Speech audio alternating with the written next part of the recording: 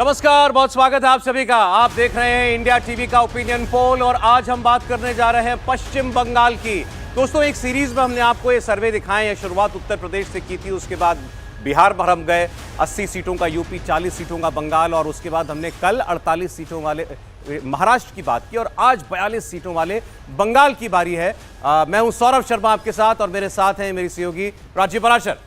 देखिए, प्रधानमंत्री नरेंद्र मोदी आज पश्चिम बंगाल जाकर संदेश खाली को बड़ा चुनावी मुद्दा उन्होंने बनाया। लोकसभा चुनाव में बीजेपी ममता बनर्जी की पार्टी पर कैसे अटैक करेगी, मोदी ने इसका आउटलाइन तय कर दिया। हिंदू और मुसलमान सभी ममता बनर्जी को हराएंगे और एनडीए को 400 सीटें दिलाएंगे, ये दावा प्रधानमंत्री ने आज किया। संदेश खाली का गुंडा शाहजहां शेख क्या बंगाल की सारी 42 सीटों पर असर डालेगा? क्या नरेंद्र मोदी ने जो सोचा है बंगाल में ठीक वैसा ही होने जा रहा है? ये सर्वे आपको बताएगा आपसे थोड़ी देर में। देखिए, हमने अभी तक आपको 4 राज्यों का ओपिनियन पोल दिखाया है। आज बारी पश्चिम बंगाल की है। पश्चिम बंगाल, जहां ममता ने कांग्रेस के साथ गठबंधन करने से इनकार कर दिया था। पश्चिम बंगाल, जहां ममता को अलायंस के ज्यादा अपने काडर पर यकीन है।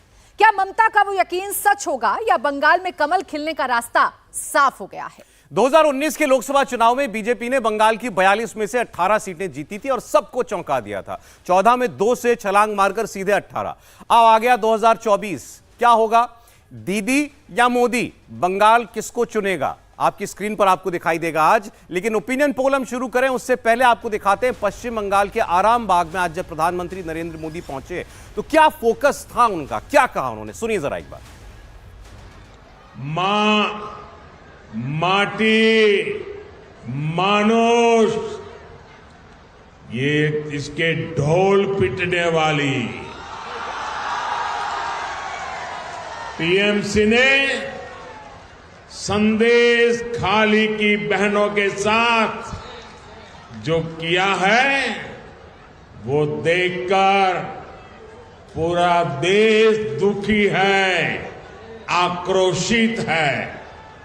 टीएमसी के नेता ने संदेश खाली में बहनों बेटियों के साथ दुस्साहस की सारी हदें पार कर दी।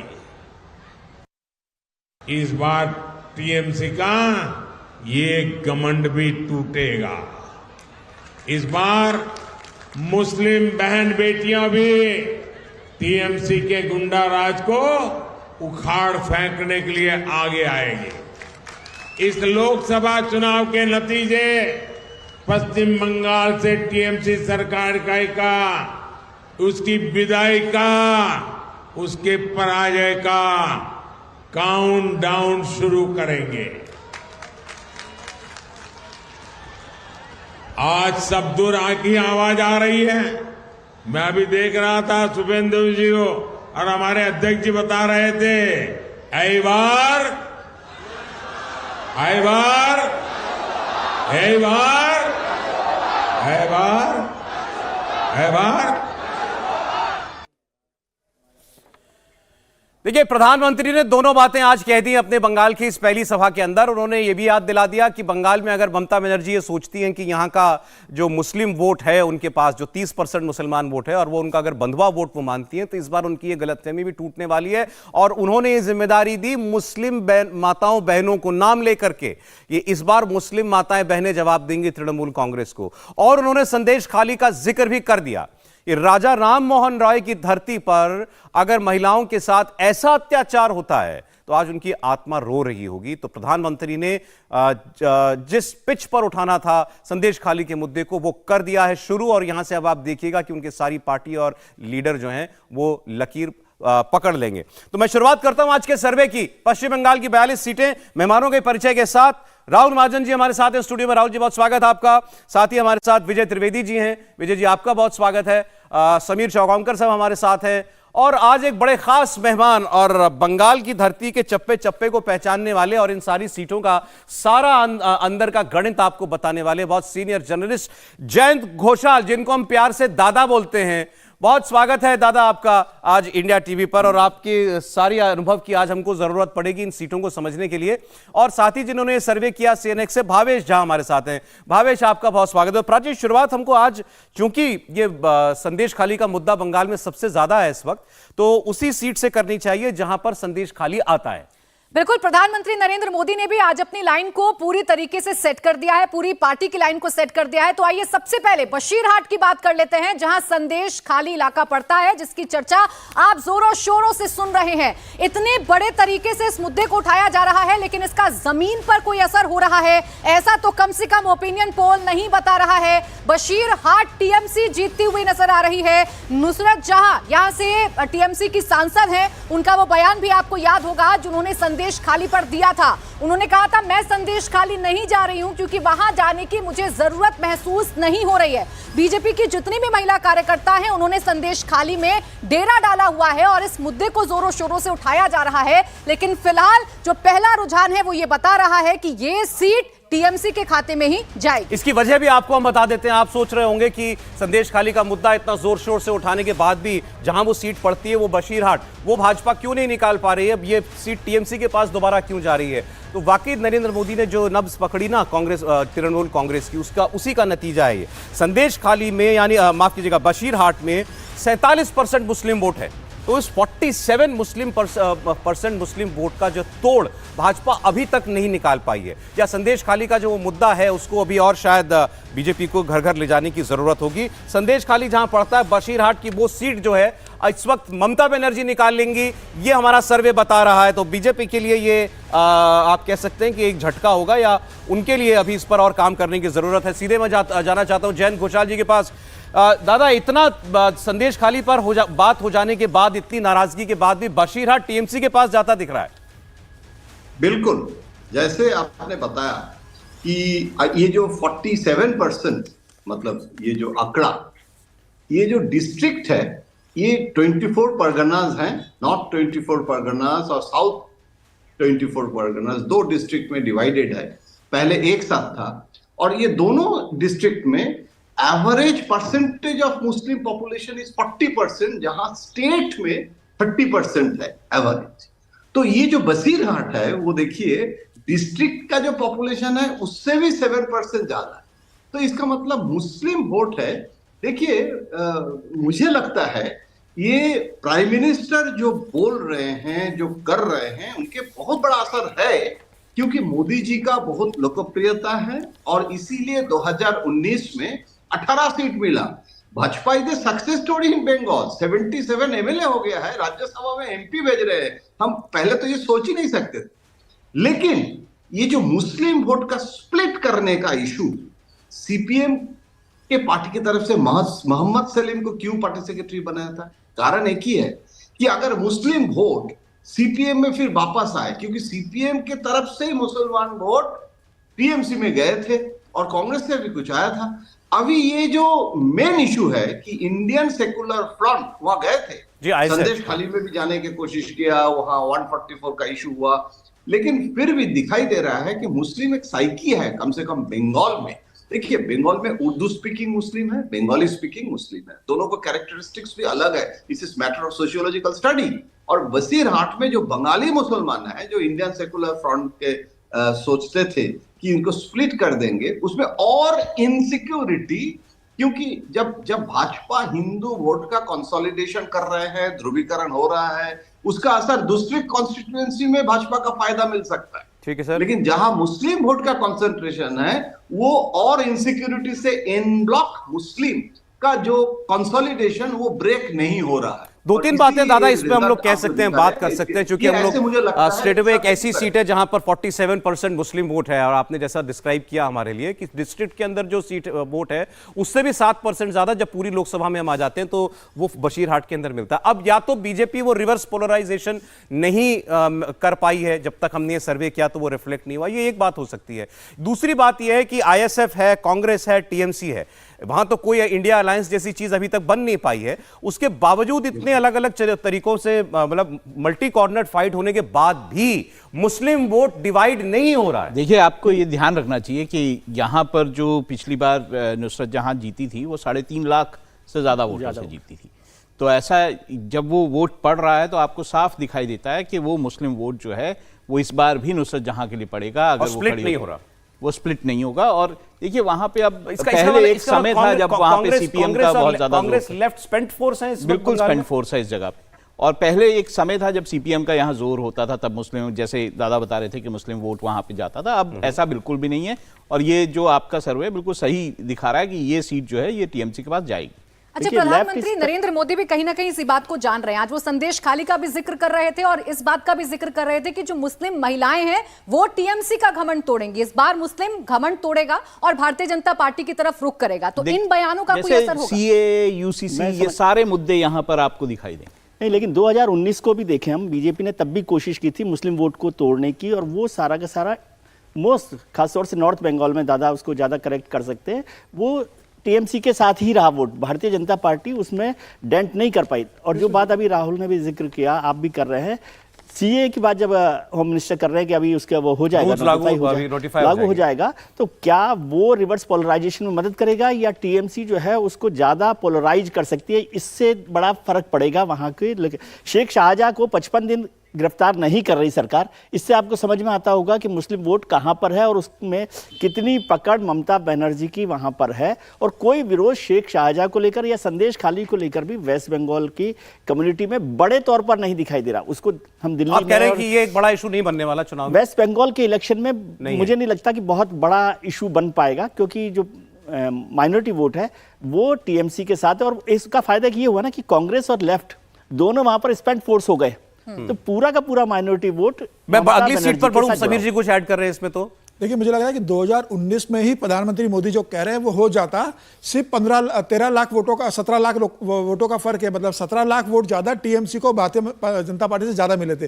टीएमसी को 43% वोट थे और भारतीय जनता पार्टी को 40% वोट मिले थे। 17 लाख वोट का फर्क था, बहुत कम वोट का अंतर भारतीय जनता पार्टी और टीएमसी के बीच रहा था।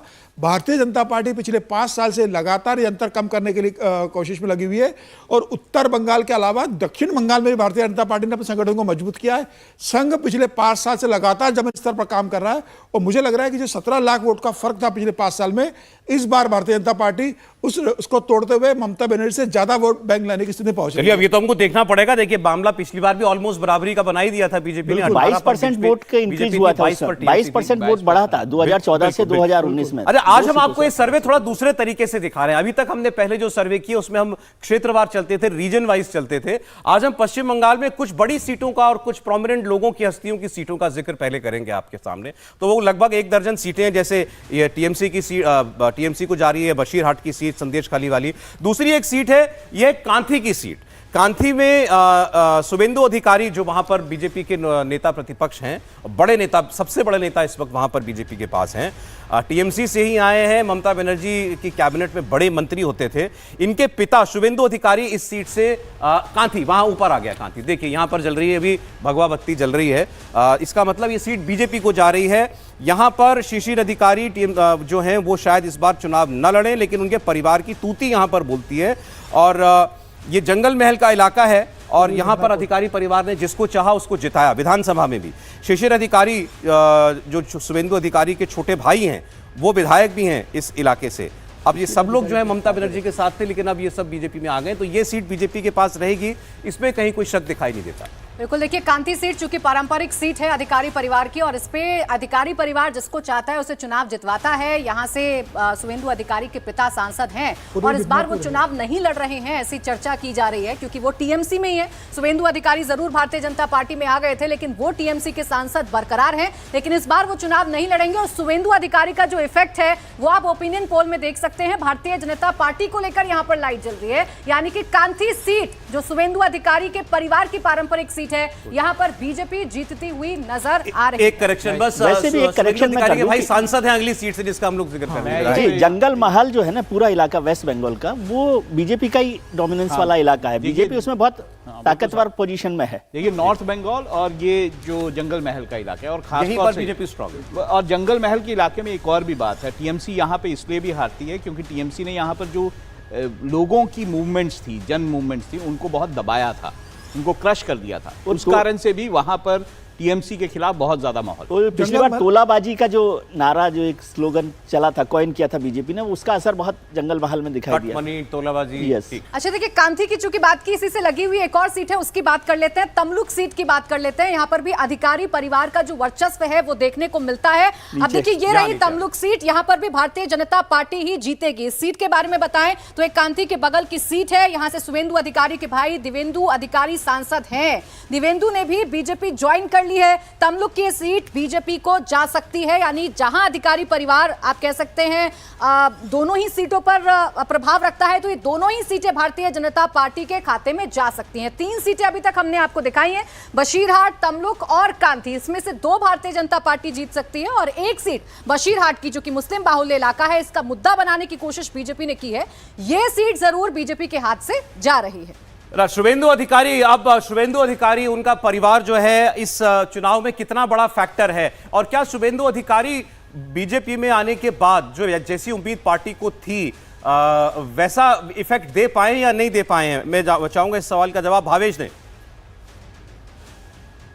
बिल्कुल, आप देखेंगे कि विधानसभा चुनाव से कुछ महीने पहले उनको लाया गया था, और ये सोच के ही लाया गया था कि उस एरिया में जो बीजेपी जो विधानसभा में पिछड़ सकती थी वो उसको काउंटर करने के लिए लाया गया था। हालांकि विधानसभा में कुछ एक सीट पे उन्होंने असर जरूर डाला था, जैसे कि ममता बनर्जी को उन्होंने हरा दिया था, सही बात है। लेकिन उस तरह से इफेक्टिव नहीं हो पाए थे। लेकिन कहते हैं ना कि कुछ साल बाद, जब 2-3 साल बाद जब लोकसभा चुनाव हो रहा है, तो उस एरिया में पूरी तरफ इफेक्ट देखा जा रहा है। देखिए, उस एरिया को यदि ठीक से स्टडी करेंगे तो आप पाएंगे कि वहां पे शुभेंदु अधिकारी का जो दबदबा है वो ओबीसी दलित और दलित वोटर में बहुत ही ज्यादा है। वो सारे लोग पार्टी से, टीएमसी से पहले जुड़े हुए, तो इनके बीजेपी में आने के बाद वो बीजेपी से अच्छे तौर पे जुड़े हुए हैं। उसके बाद आप देखेंगे कि बीजेपी में जो पिछले 2 साल विधानसभा के बाद जो एक तरह का लगभग शिथिल सा संगठन पड़ा हुआ था। हालांकि शुभेंदु अधिकारी ग्राउंड पे खुद बहुत एक्टिव थे, लेकिन उसके बाद अब अचानक से जब ये संदेश खाली का इशू हुआ,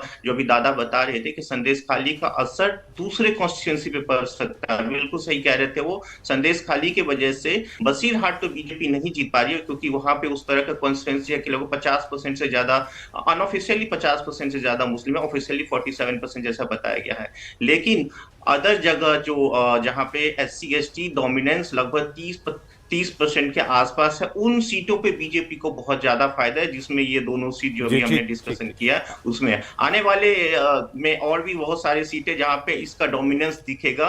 बात करेंगे हम लोग भावेश उसकी। अब मैं जरा अगली एक ऐसी सीट पर बढ़ रहा हूं जिसको आप कह सकते हैं कि शायद सबसे चर्चित सीट होने जा रही है ये पूरे पश्चिम बंगाल में। ये डायमंड हार्बर की सीट है।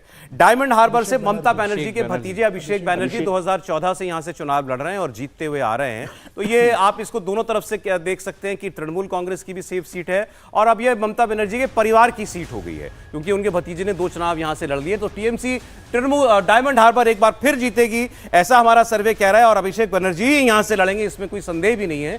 और अभिषेक बनर्जी तीसरी बार चुन करके यहां से सांसद बन करके जाएंगे, और इस सीट पर भी 50% से ज्यादा मुस्लिम वोट है। तो हर लिहाज से मुफीद सीट जिसे आप कह सकते हैं वो तृणमूल कांग्रेस के लिए है, डायमंड हार्बर की सीट। जैन जी। बिल्कुल, लेकिन इसमें 2 बिंदु मैं मेंशन करना चाहूंगा कि आपको याद होगा डायमंड हार्बर में पंचायत चुनाव हुआ था और उस समय बहुत भारी हिंसा हुई थी, और डायमंड हार्बर में भी उस समय जो स्थिति था, क्योंकि वहां गरीब आबादी बहुत है, तो इसीलिए हम लोग जिस समय मुस्लिम वोट के बारे में बात करते हैं, भाजपा बहुत अच्छे तरीके से, क्योंकि शुभेंदु अधिकारी आने से ये भी एक फायदा है कि शुभेंदु ये हर जिले में, जैसे शाहजहां का इशू जो है वो सबसे पहले तो शुभेंदु ने ही पार्टी को नोटिस कराया था, क्योंकि उनको पता था ना, वो उसको तृणमूल में ही था उस समय क्या क्या होता है, क्या हो रहा है। तो डायमंड हार्बर में, जैसे इस बार आज मैं कलकत्ता में हूं, मोदी जी का जो रैली, उसमें आपको भाजपा को यूपी के भाजपा के प्रिज्म से पश्चिम बंगाल नहीं देखना चाहिए आपको। मैं पश्चिम बंगाल में जो भाजपा का रैली पहले होता था और आज मोदी जी के जो रैली है, और उसमें जो महिला पार्टिसिपेशन आज मैंने देखा है, जी बिल्कुल, और इसीलिए ममता बनर्जी भी बहुत काउंटर कर रहे हैं। तो डायमंड हार्बर में अभिषेक बनर्जी जीतेंगे, लेकिन जैसे परसेंटेज ऑफ वोट भाजपा को भी लास्ट टाइम डायमंड हार्बर से भी आप देखिए, जो उसका इंप्रूवमेंट, मैं तो कहता हूं BJP growth is a incremental growth in West Bengal. इसको शॉर्ट टर्म नहीं, लॉन्ग टर्म में थोड़ा देखना चाहिए। तो इसीलिए हो सकता है कि डायमंड हार्बर में अभिषेक जीतेंगे, लेकिन उसमें वहां भी कुछ इश्यूज है जो, जैसे इसीलिए इंडियन सेकुलर फ्रंट के लीडर बोले हैं, अभी अनाउंस किए हैं, क्या करेंगे पता नहीं है, कि वहां हम चुनाव लड़ेंगे अभिषेक बनर्जी के खिलाफ। देखिए उसका कितना असर होता है। अच्छा, हम लोग इस सीट को ऐसे जनता के, व्यूअर्स के थोड़ी सरलता के लिए, इसको आप पश्चिम बंगाल की अमेठी कह सकते हैं। तीसरी बात ये भी है, देखिए अभिषेक बनर्जी का वहां ऐसा कोई जायंट किलर चाहिए, फैमिली सीट है, जायंट किलर उसके लिए चाहिए। लेकिन शुभेंदु जी पर एक लाइन में जोड़ना चाहता हूं कि शुभेंदु ने ही, जैसा दादा ने भी कहा कि ये जो संदेश खाली का इशू था पूरा का पूरा शुभेंदु ने उठाया है और वो लड़ाई लड़ रहे हैं। वहां पर एक local leader Bharatiya Janata party को ताकतवर मिला है जो नहीं था। और शुभेंदु के लिए ये भी कहा कि आप यदि ध्यान हो कि पिछली बार के चुनावों से पहले टीएमसी से बहुत सारे नेता बीजेपी में आए, लेकिन उसमें से बहुत सारे नेताओं की वापसी भी हो गई, घर वापसी भी हो गई। तो शुभेंदु अकेले हैं जो एक ताकतवर लीडर के तौर पर और भारतीय जनता पार्टी में खड़े होकर वो लड़ाई लड़ रहे हैं। देखिए डायमंड हार्बर की सीट है, इसमें देखिए 2 चुनाव जो अभिषेक बनर्जी जीते हैं, उसमें पहले चुनाव में लगभग 71,000 वोटों से वो जीते थे, लेकिन दूसरा चुनाव वो 2.5 लाख वोटों से जीते।